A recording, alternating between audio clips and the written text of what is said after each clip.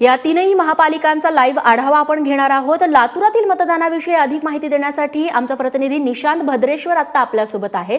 निशांत, खरं तर काँग्रेसचा बालेकिल्ला अशी लातूर महापालिकेची ओळख आहे, मात्र सध्या काँग्रेस आणि भाजप अशी चुरस इथं बघायला मिळतेय। काय चित्र आहे? रेश्मा, बरोबर आहे।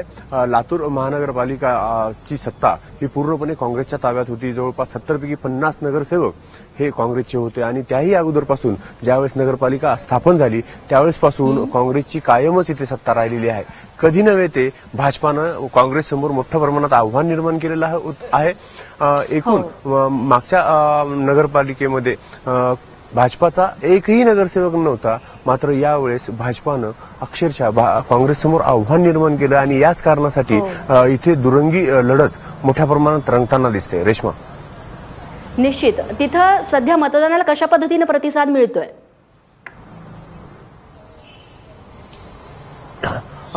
इथं उन्हाचा पारा जो आहे जसा जसा वाढत जाईल तसं तसं लोकांना त्रास होईल, या कारणासाठी सकाळच्या पहिल्या टप्प्यामध्ये अनेक लोक मतदानाला बाहेर पडलेले आहेत आणि त्यात खास करून जे ज्येष्ठ नागरिक आहेत ते सकाळी सकाळी मतदानाला बाहेर आलेले आहेत आणि आता सध्या 9 वाजत आलेले आहेत आणि या परिस्थितीमध्ये 28 पर्यंत टेम्परेचर गेलेलं आहे आणि हे दुपारपर्यंत जवळपास 40च्या आसपास जाईल। त्या कारणासाठी सकाळच्या प्रहरामध्ये अनेक लोकांनी मतदान केलंय। रेश्मा, नक्कीच त्यासोबतच जे राजकीय वातावरण देखील आहे ते देखील मोठं स्थांपलेलं आहे। खरं तर असा विचार करायला गेलं निशांत, तर देशमुखांचा बालेकिल्ला आहे लातूर। सगळे देशमुख बंधू आहेत ते एकत्र आले होते। अगदी रितेश देशमुख यांनी देखील प्रचार केलेला होता।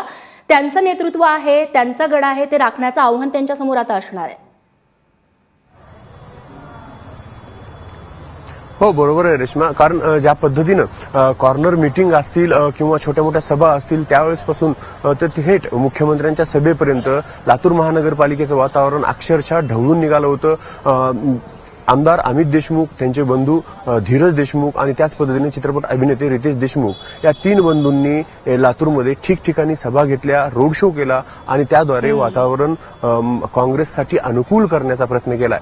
पण त्याच वेळेस भाजपाकडून पालकमंत्री संभाजी पाटील निलंगेकर असतील किंवा मुख्यमंत्री नितीन गडकरी यांच्यापासून अनेकांच्या सभा इथे ठिकठिकाणी झाल्यात आणि ही लढत चौरंगी किंवा तिरंगी होण्याची ऐवजी ही आता भाजप आणि काँग्रेस या 2 पक्षांमध्ये सध्या लढत दिसते। रेश्मा, निश्चित निशांत, या मतदानाच्या प्रक्रियेवरती तुम्ही नजर ठेवून राहा। तुर्तास धन्यवाद तुम्ही दिलेल्या माहितीबद्दल।